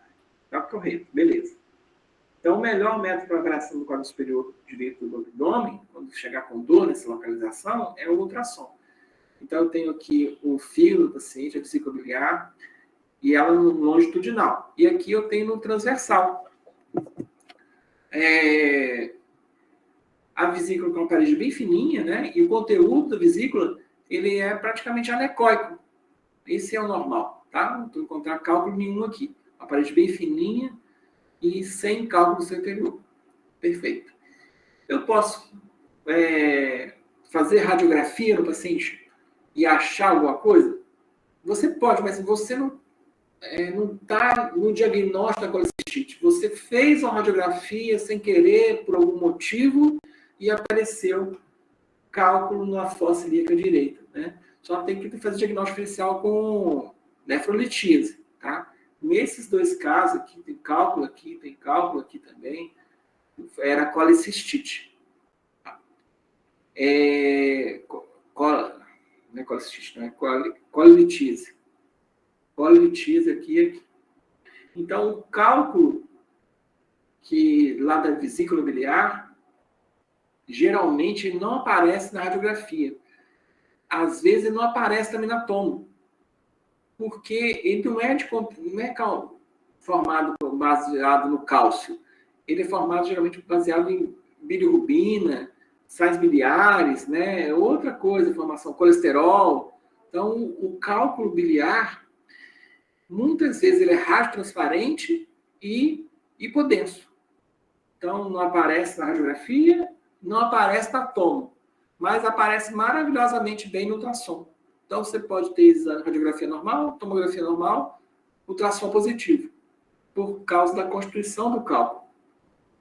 E tudo que eu falei é invertido para o cálculo urinário, que geralmente é causado formação por cálcio, então ele é melhor visto pela imagem radiográfica, tomografia, raio-x, e ultrassom V também, mas depende. Uma entidade que vocês vão ficar preocupados aí, né, e tem que operar o paciente, é a chamada vesícula de porcelana, tá? É uma vesícula, assim, inflamada por muito tempo, inflamação crônica da vesícula biliar, e a parede dela calcifica, né? Eu consigo ver isso aqui na radiografia, uma vesícula biliar calcificada, e aqui eu estou vendo na tomografia. Nesse exame, eu tenho a parede da vesícula calcificada, formando a vesícula porcelana, e eu consigo ver 2 cálculos aqui no interior da vesícula. Nessa toma apareceu.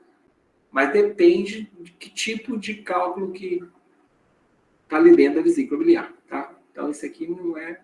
Tem alguma parte que tem cálcio também, por isso que ela mostrou, o exame mostrou. Tá. Isso aqui, então, acredita-se que esse tipo de entidade, né, seja uma entidade pré-maligna.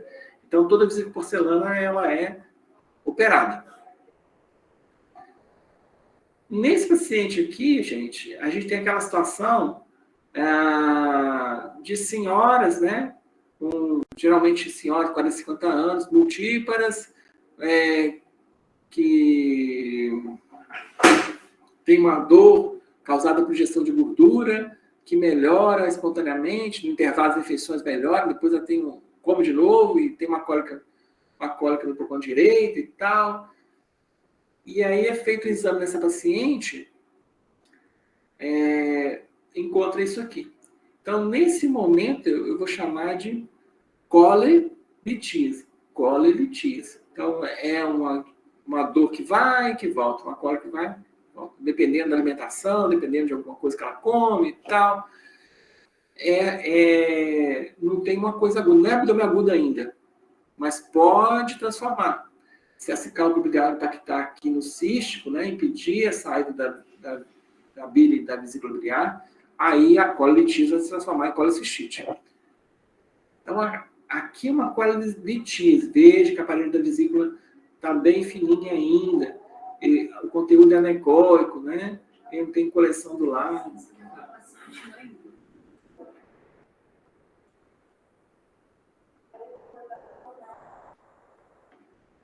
Podia ir só no banheiro e ir embora. Mas eu quero ir embora. E o cálculo, gente, vai dar uma imagem ecogênica, como estou mostrando aqui, né? Com essa sombra acústica posterior, né? A sombra acústica posterior. Porque é um cálculo que tem uma densidade maior, né? Quando o ultrassom vai chegar por aqui, ele vai produzir uma grande quantidade de eco, não vai ultrapassar esse corpo, né? né? Então vai formar essa sombra acústica posterior, tá? Então essa é a imagem do cálculo. É uma situação ainda sem inflamação, uma colelitise. Nesse paciente aqui, a parede da vesícula ficou um pouco mais espessa, ó, a parede mais espessa. O conteúdo não é mais conteúdo anecoico, o conteúdo aqui já é mais ecogênico, mas eu não estou vendo o cálculo ainda, tá? Ela está aumentando de volume. É uma situação de uma colecistite crônica. Colecistite crônica, ela tem várias inflamações, mas ainda não tem um quadro franco de colecistite aguda, né? Mas essa coisinha aqui também, essa situaçãozinha aqui também vai para a cirurgia, né? Porque acredita-se que uma hora ela vai levar a colecistite. Então, são duas situações que você, com o paciente, né? Você planeja operar. Você planeja. Olha, você tem situação aí que provavelmente, eu não posso garantir quando, mas você em determinado momento pode inflamar e pode pegar desprevenido. O que vai fazer? Então, Lateral? Como? banheiro, já foi. Então, assim, se eu for operar de colecistite, eu quero operar aqui no Costa, né, que eu conheço todo mundo e tal. Eu não quero ter colecistite quando eu estiver viajando. Numa cidade que eu não conheço, com os médicos que eu não conheço, no hospital que eu não conheço. Então, se eu tenho uma imagem dessa aqui, eu planejo, faço preparo, opero, né, preventivo, profilaticamente. Eu não sei quando que isso aqui, às vezes nem vai dar, mas vai que me pega num lugar que eu não tenho recurso. Isso aqui, então, vai sair com certeza. Isso aqui posso até esperar um pouquinho, mas isso aqui tem que operar mais rápido. Então, todas as situações aqui é colelitíase, não inflamou ainda. Ó, o cálculozinho aqui tem 2 cálculos aí, janela acústica posterior, aqui tem múltiplos cálculos. Esse aqui é o perigoso, né? É o que passa pelo cístico e vai obstruir lá embaixo, às vezes lá na ampola de Vater, né? Se obstrui lá embaixo, pode causar pancreatite, tá? Principal causa de pancreatite é a biliar. A causa de pancreatite biliar é a mais comum. Então, aqui tem múltiplos cálculos, mas não tem sinal de inflamação ainda. A parede está lisinha, está fininha, não tem coleção e tal. Ó, a parede, conteúdo anecoico, não é agudo.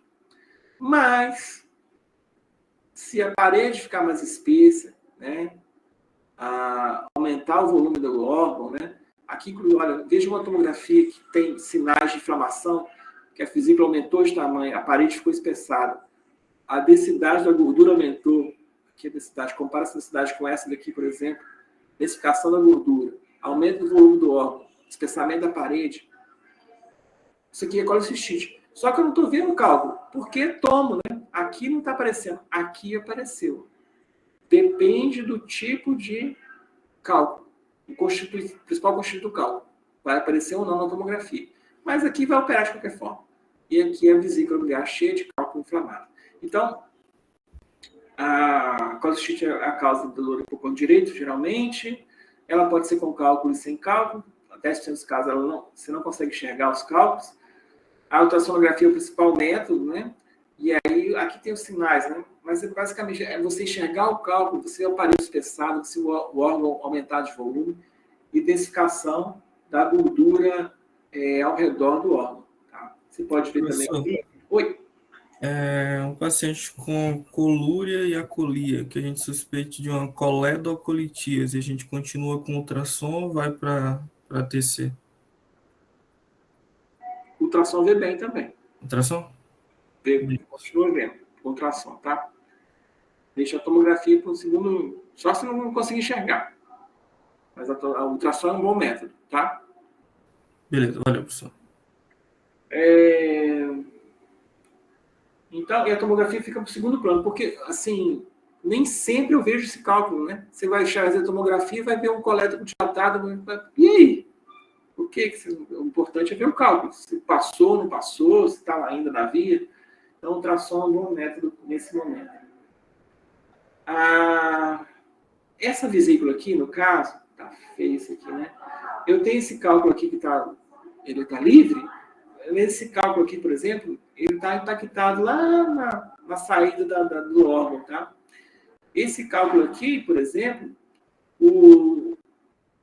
quem fez o exame, o médico que fez o exame, tentou mudar o paciente de decúbito, né? Estava em decúbito dorsal. Aí colocou ele de lado, mobilizou, e o cálculo permaneceu lá. Então, ele está impactado, o cálculo impactado no cístico, né? Então, é sinal de colicistite aguda, tá? Então, vesícula biliar distendida, espessamento das paredes. O cálculo pode estar ou não presente, né? Presente melhor, é mais fácil. Em alguns pacientes eu não consigo ver o cálculo, forma a colicistite acalculosa. Então, paciente mais grave. Aí tem as coisas aqui que eu não leio aí de curiosidade. Quando são causas de colicistite aguda acalculosa. Em geral, o quadro é isso aqui. Eu tenho mais outros slides. Ó, esse caso aqui está mais grave, porque eu consigo... Aqui é a vesícula biliar, que tinha uma paredinha bem fininha. Paredinha fininha, vamos procurar. Tinha uma paredinha bem fininha, que é essa aqui, ó. E agora, nesse paciente, a parede engrossou, ó. Isso aqui tudo é parede. E a parede, ela como se ela separou em camadas. E tem um infiltrado líquido separando essas camadas. Tudo em processo inflamatório, né? Então, eu vou chamar isso aqui de delaminação, né? Separou em lâminas, separou em camadas. Então, em processo inflamatório, espessou a parede e separou ela em camadas. Isso aqui é sinal de colicistite aguda também. E a vesícula é isso aqui. Se eu enxergar essas coleções líquidas, né? Aqui do lado da delaminação. E aqui a coleção líquida próxima da vesícula também é diagnóstico de colicistite aguda. Tá? E o ultrassonografista, né? O ultrassonografista está fazendo o exame. E ele vai lá, aqui no transdutor, ele vai lá no ponto cístico, né? Ele aperta, se ele aperta o ponto cístico e o paciente tem dor, é um sinal de Murphy ultrassonográfico. Olha lá, sinal de Murphy ultrassonográfico. É o mesmo, a manobra que vocês fazem, eu posso fazer no transdutor. Tá? Eu pressiono o ponto cístico, se o paciente sentir dor, é mais um sinal de colicistite aguda. Beleza? Caso clínico. Esse paciente masculino, 75 anos, ele tem dor, ele está vomitando há 24 horas. Foi feito esse exame aqui, né? Onde a gente percebe assim, tem vários cálculos aqui, ó. Cálculo, tem um outro cálculozinho aqui. A vesícula com a parede espessada, delaminada, separada em camadas, né? O conteúdo aqui da vesícula ficou hiperecóico, né? Aqui é anecoico, mas aqui é hiperecóico. E foi feito, então, o diagnóstico de colicistite aguda. Foi operado.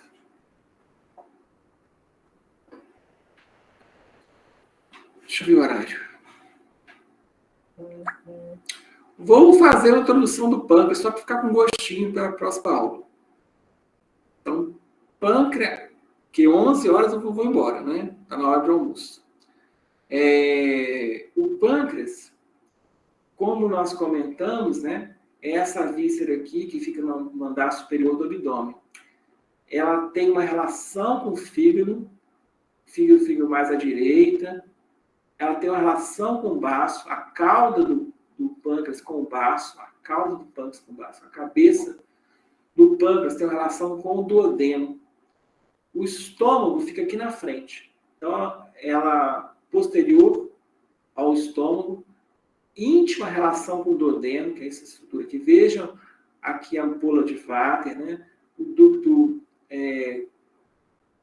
biliar, né? Chegando por aqui, junto com o ducto pancreático, desaguando aqui na segunda porção do duodeno, né? E a possibilidade, né? Como a gente falou ali, que a principal causa de pancreatite aguda seria o cálculo pancreatite biliar. Né? Então, é um cálculo que sai lá da vesícula, ganha aqui o colédoco, né? E obstrui essa região. Isso vai provocar o quê? Um refluxo da bile, né? para dentro do pâncreas do paciente e vai levar a um processo inflamatório, né? Tem várias teorias, uma que é da obstrução mesmo, outro que é de refluxo, que no final esse pâncreas, digamos assim, as próprias enzimas desse pâncreas vão provocar um processo inflamatório. As enzimas saem das células e começam a digerir o próprio pâncreas, causando uma inflamação. Então, a pancreatite seria, por causa biliar, seria formada por isso, né? E a gente tem aqui 2 pacientes, aqui está mais difícil, aqui tem um pouco de calcificação, mas aqui está bem melhor de ver, ó, o pâncreas calcificado, né? Mas nesse caso aqui, não tem nada a ver com a pancreatite aguda, não é isso aí que nós vamos entender quando o paciente chega com dor abdominal e tal, náusea e vômito, dor abdominal e faixa na região superior do abdômen. Tem uma diferença da pancreatite aguda e pancreatite crônica, né? Os sinais e sintomas são coisas diferentes. São diferentes. O paciente que tem pancreatite crônica, que vai dar essa calcificação aqui no exame, ele vai ter fenômeno, um sinal de má absorção intestinal, né?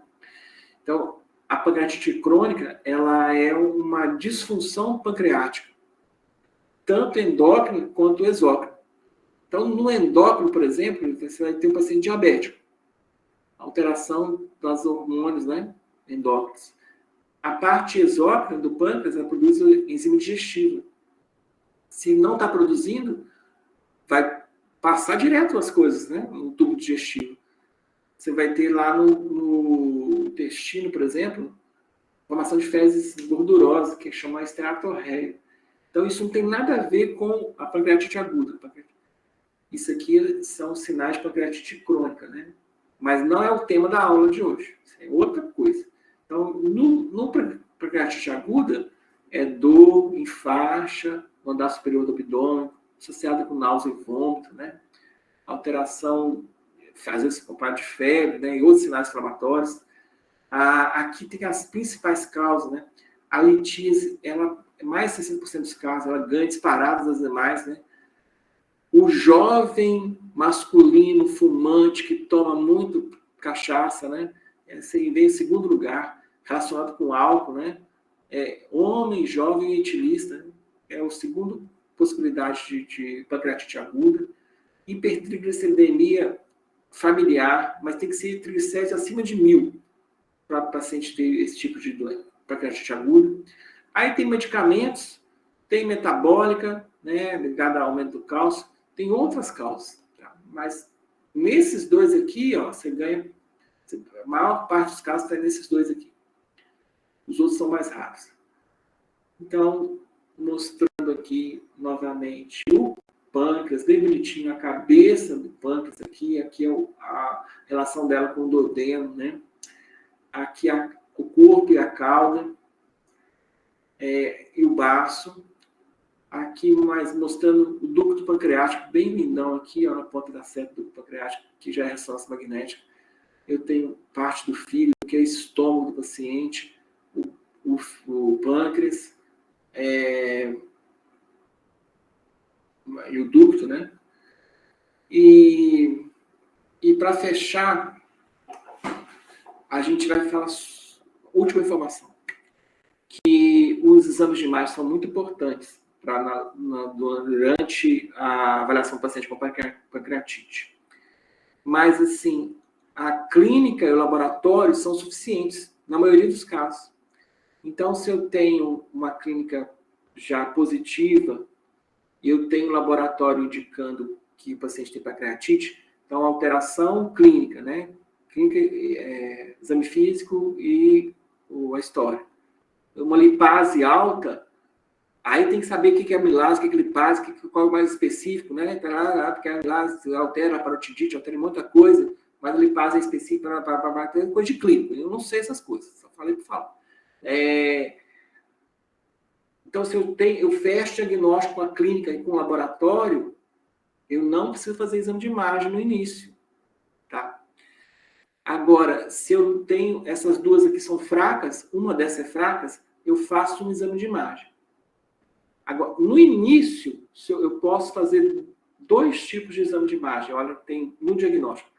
eu posso fazer ultrassom com a ideia de localizar o cálculo. O ultrassom, no caso aí do pâncreas, não é o melhor exame. Se eu peço ultrassom quando o paciente chega, eu estou procurando cálculo biliar, que foi a causa mais provável de ter levado essa pancreatite. Agora, se eu não quero fazer ultrassom, eu vou fazer a tomografia contrastada, sempre contrastada, para ver pâncreas, sempre contrastada. No início, o paciente chegou, ela tem função de diagnóstico. Então, eu estou acrescentando um método porque ou a clínica ou o laboratório não foram conclusivos. Então, lá no primeiro dia, eu fazendo tomografia, meu objetivo é diagnóstico. E aí eu vou pensar o seguinte, que eu tenho que usar a tomografia 48, 92 horas depois, né? 72, 92 horas depois, porque nesse momento eu não quero saber de diagnóstico. Eu vou estudar complicação e vou estudar prognóstico. Tá? Então, eu tenho o primeiro momento de usar a imagem no diagnóstico, mas só vou usar se a clínica e o laboratório não forem conclusivos. Aí eu tenho segunda janela, 72, 96 horas, papapá. Nesse momento eu uso a tomografia para avaliar complicação e prognóstico. Não tem mais negócio de diagnóstico, já foi feito pela clínica, inclusive. Então, são esses momentos. Então, nós vamos conversar disso semana que vem. Só falei por dar uma introdução. Tá? Semana que vem nós vamos ter que ser bem rapidinho para falar dessa parte inflamatória aí e dar os demais tipos de abdominal. Prof, mas se no diagnóstico a clínica não foi conclusiva, o padrão ouro é a tomo para pancreatite. Esse cachorro não deixa eu ouvir. Tomografia com contraste. Tá? Melhor, ok. Tá? O ultrassom é ruim para ver pâncreas. Ele só vai ter finalidade para avaliar a via biliar. Cálculo da via biliar, cálculo lá na vesícula, cálculo coleta da colitíase. Sim, tal. perfeito. E a tomografia é o melhor método, então, nesse momento, e lá depois. Joia. Aí, se surgir alguma questão na prova perguntando se a imagem é imprescindível no diagnóstico, se você fez diagnóstico clínico laboratorial, não precisa de imagem. Certo. Tchau também. Entendido. Tchau, tchau. Até mais, prof. Tchau, Bom gente. dia. Boa semana, senhor. Valeu, professor. Tchau, prof. Obrigada.